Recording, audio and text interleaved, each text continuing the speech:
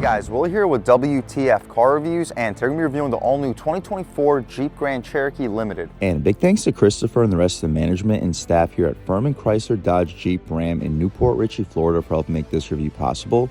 I'll leave a link to your inventory below, and if you're looking for a new car, SUV, or truck in the Newport Richey, Tampa area, I would definitely recommend checking these guys out.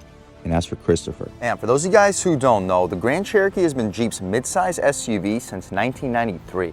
The 5th generation Grand Cherokee that you see here was released in 2022, and for 2024, the limited trim that you see here gets an all-new set of standard 18-inch polished aluminum rims. However, we have the black accent package here for this Grand Cherokee, so we don't get those rims. These are actually an upgrade for about $2,700 bucks. The 2024 Grand Cherokee is available in 8 different trims and 2 power plants. Here we have the entry-level 3.6-liter Pentastar V6 with a middle-of-the-pack limited trim with a base price of $51,400 bucks with 4x4. What else do we get for that money? Let's jump right in. So up top, you see your orange LED daytime running lights, LED headlamps with high and low beam, and LED fog lights down below.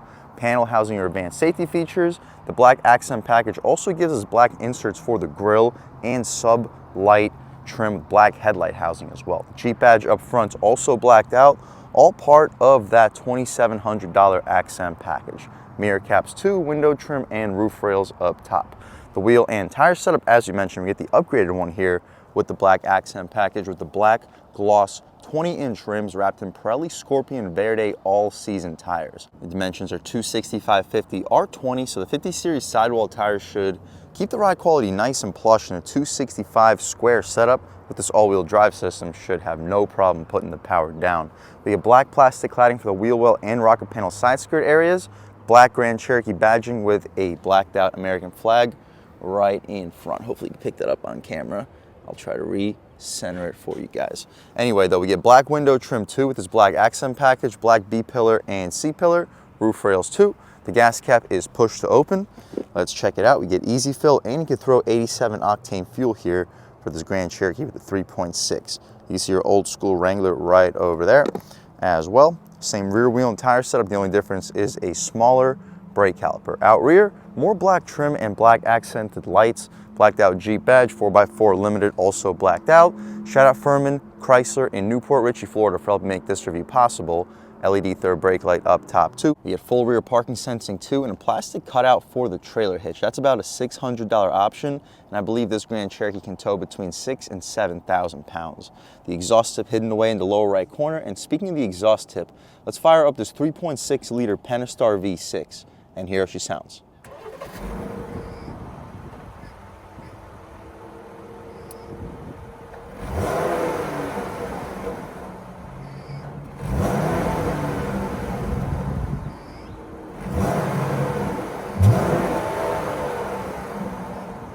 Alright guys, that was the sound of the 3.6-liter Pentastar V6 sold by Jeep for the 2024 Grand Cherokee Limited, and it sounds okay, cranking out 293 horsepower, 257 pound-feet of torque. Made it to this Torque Flight 8-speed automatic transmission, enough to get this 4,400 to 4,500 pound SUV to 60 in the mid to high 6-second range. So definitely not the slowest, very acceptable when it comes to performance. Unfortunately, we no longer get the Hemi option here for 2024. The only upgraded engine option here is the plug-in hybrid, which will do 60 in the low 5-second range. So it's definitely a no-joke option. And if that's not quick enough, you can always go with the Trackhawk, which of course is a monster, doing 60 in the low to mid 3-second range.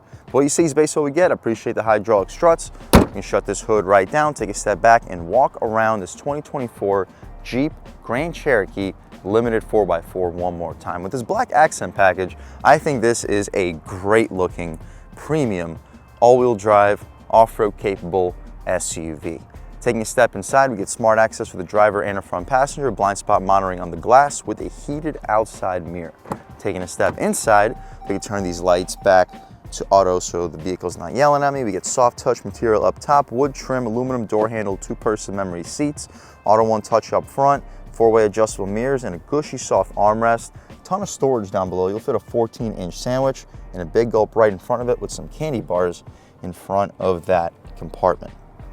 We get the 506-watt Alpine premium audio system to 9-speaker with a subwoofer, and it sounds unbelievable here in this Grand Cherokee.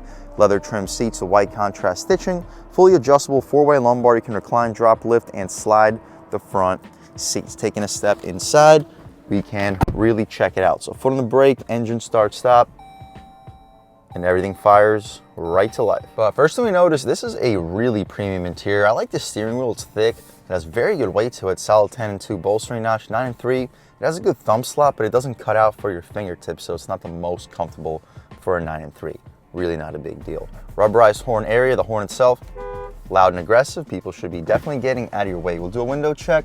We get dual paints here on the Limited. That's a premium touch as well. We get paddle shifters too, wood trim for the frame of it with some aluminum outlining the buttons.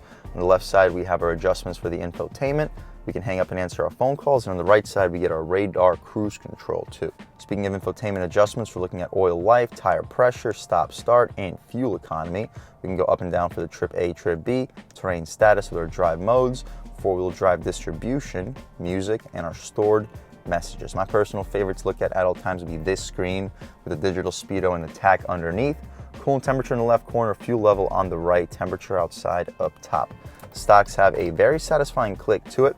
Auto headlamps and auto high beams, fog lights down below too. No auto rain sensing wipers though. Got to go to the top trims for that feature. The paddle shifters have an aluminum frame to it, and we get the media adjustments on the back of both of these 9 and 3 area part of the steering wheel. Tilt and telescoping steering wheel, the latches down below, lighting controls, interior brightness, electronic parking brake, and hopefully you can get a good look at the pedals. We get more wood trim outlined in aluminum with leather stitching for the center and a fully stitched dashboard too. Air vents up top, engine start stop we mentioned, auto start stop we can disable for this review. Lane keep assist you can also turn off, same with the traction control and parking sensors with the hazards in the middle. We have the 10-inch touchscreen. It's a super good responding screen, home, media, comfort, phone, vehicle, apps, and navigation. And although you can adjust the climate controls through the touchscreen once it loads up, Jeep also gives us hard buttons for the vent controls, temperature controls, and even the heated seats with heated steering wheel. My Ram 1500 Bighorn with a massive 12-inch screen, it gets heated seats and a heated steering wheel, just no hard buttons for them.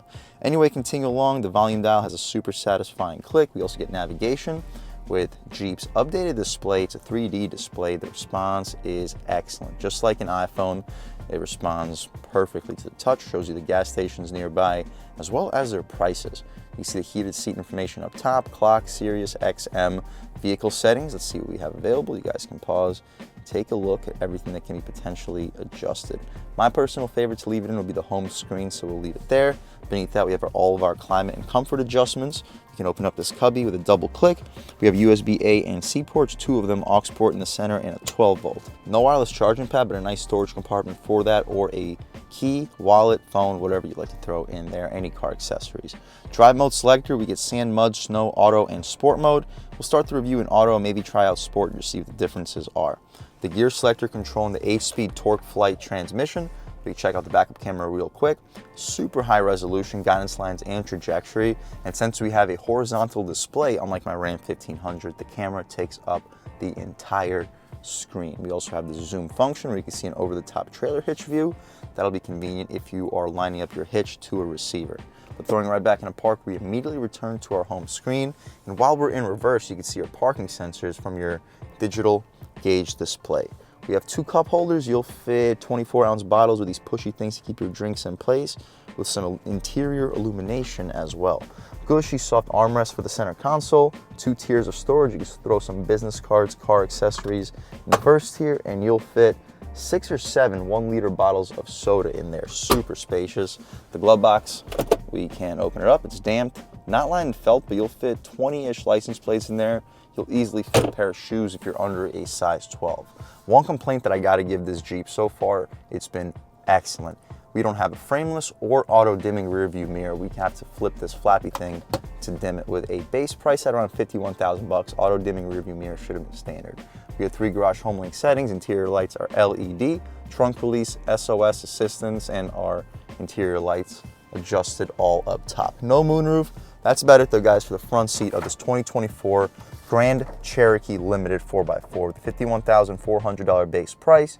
You guys can pause, take a look at all the standard features. This thing is loaded with standard features. The silver zenith exterior paint color is $595, $695 for the trailer tow prep group, $2725 for the black appearance package, $1775 for this boom and Alpine audio system, and $1795 for the destination, totaling us out a tick under 59,000 bucks. But I checked out Jeep's website before doing this review. This specific Grand Cherokee has almost $12,000 in potential discounts.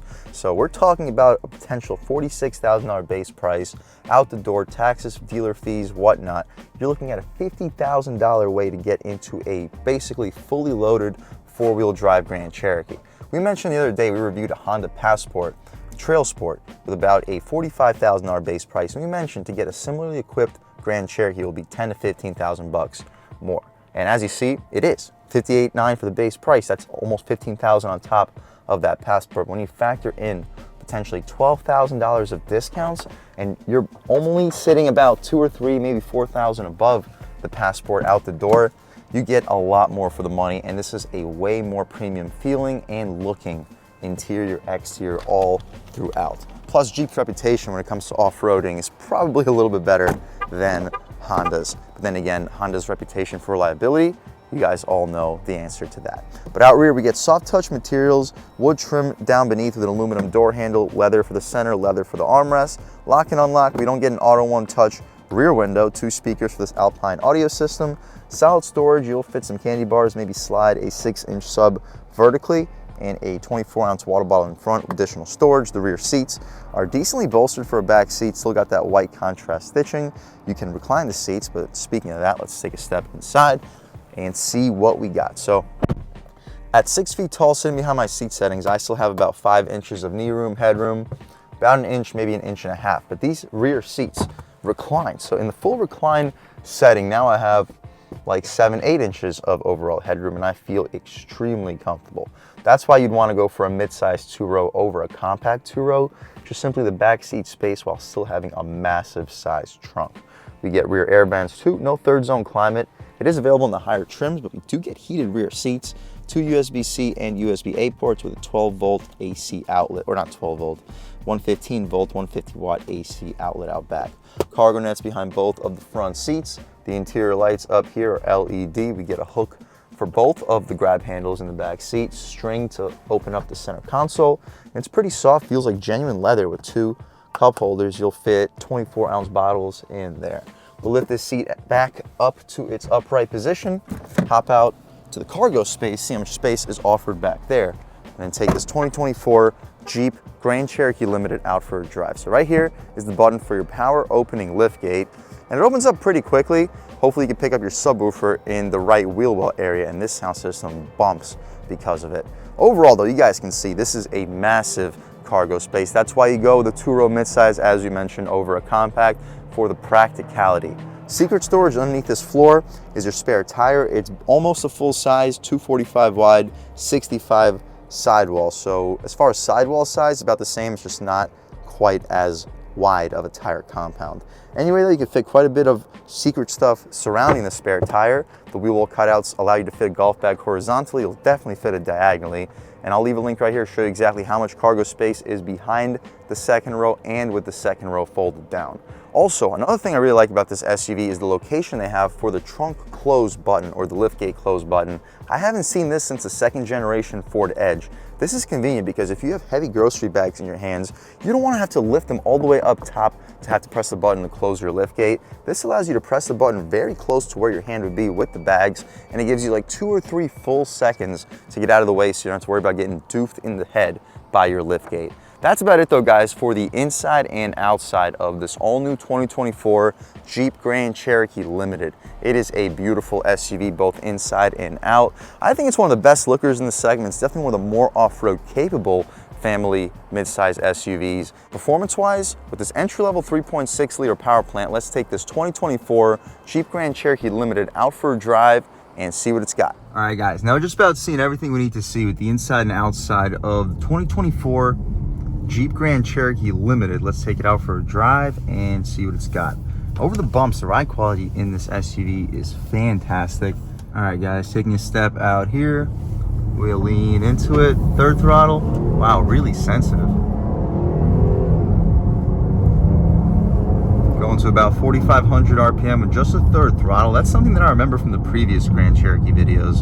Even with the 5.7 liter Hemi we reviewed in this channel, it's a very sensitive throttle input, which you'll get used to. But if you're not used to it, you're gonna be feeling like this is a really quick vehicle. But then you look down at your fuel economy and it's gonna reflect as well. So you have to be very light with the throttle input here because it is very sensitive. The turn signal stocks feel great though. The brakes feel really good. Very touchy, and as you lean into it further, you get more and more gradual bite. The steering has a good weight to it. It's not overly light compared to some of the Grand Cherokees in the past. I just wish we had a little bit more of a cutout for the 9.3 area for the fingertips, but that's my only complaint with this SUV. That speaks volumes. Just driving along, not even a hint of wind noise with these dual pane windows.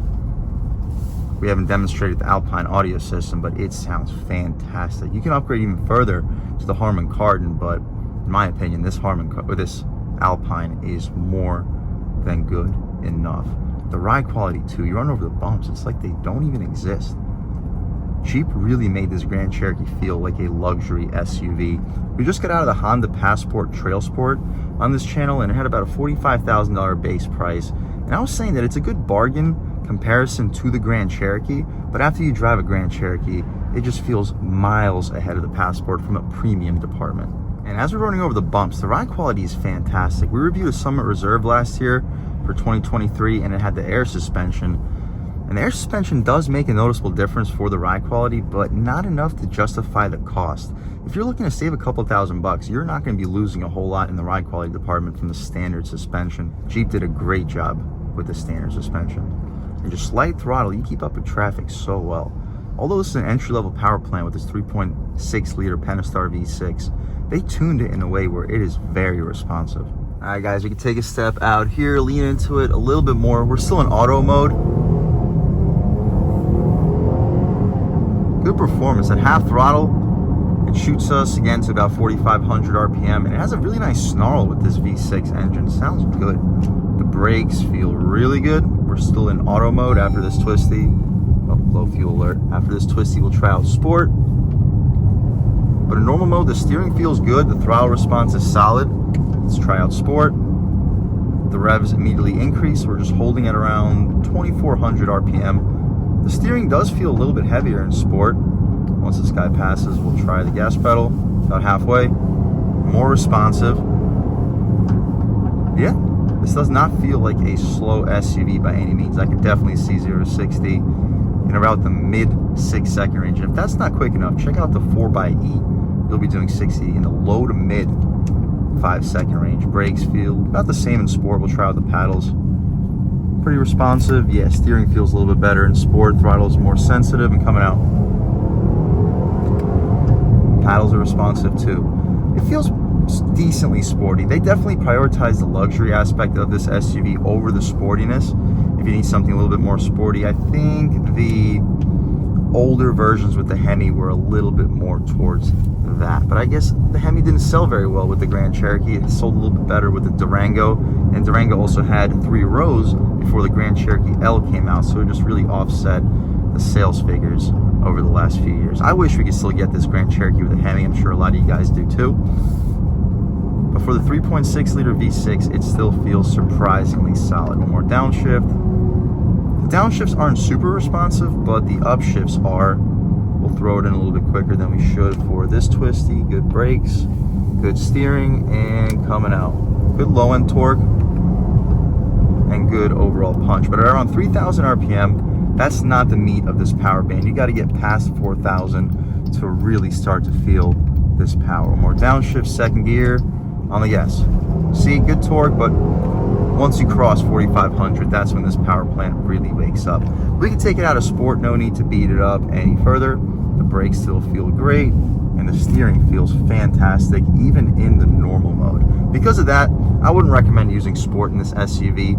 It's already very sensitive in the automatic mode. Sport just makes it a little bit overly sensitive for daily driving. I think automatic mode or auto mode will be more than enough for most of the consumers. Overall, guys, if you're looking for a luxury SUV at around the $50,000 price point, but you need four-wheel drive, you need leather seats, and you want some nice materials inside when it comes to tech, like a booming audio system, a nice steering wheel, a digital gauge display. Like overall, this is a super top-notch premium SUV with a $50,000 base price after about $7,000 in options. Yes, we are getting up there in price. But take a look at Chrysler's current incentives and rebates. After rebates and incentives, we're starting to approach closer to like $50,000 to $55,000. And compared to some of the competition that's costing that without rebates, this is a way more premium vehicle, and it's a much more comfortable SUV to drive with a ton of space. I'm telling you guys, check out the Jeep Grand Cherokee. If you need the 3 rows, check out the L. In my opinion, the Grand Cherokee L is more than spacious enough for a 3-row SUV. And if you need to put actual full-size adults in the 3rd row, check out the Wagoneer. But if you don't need a 3rd row, this 2024 Jeep Grand Cherokee Limited 4x4 might be the best value off-road capable luxury SUV on the road today, and I would definitely recommend checking it out. And a huge thanks to Christopher and the rest of the management and staff here at Furman CDJR in Newport Richey, Florida for helping make this review possible. I'll leave a link to your inventory below, and if you're looking for a new car, SUV, or truck in the Newport Richey, Tampa area, I would definitely recommend checking these guys out. And as for Christopher, and huge thanks to all you guys for watching. I had a great time making this video. If you're new to the channel, please subscribe. If you've already subscribed, thank you so much. You guys know the channel is just not possible without you, and I really appreciate the constant support. But again, if you haven't subscribed yet, please subscribe. Leave a like too. It really helps me out, the YouTube algorithm. That's how these videos get promoted to new people. Leave a comment. Let me know what you like. Let me know what you don't like. Leave a comment. Let me know if there's any specific cars, SUVs, or trucks you'd like to see me review on this channel, and I'll definitely try getting those videos for you ASAP. But other than that, again, thank you guys so much for watching, and I hope all of you have a great day.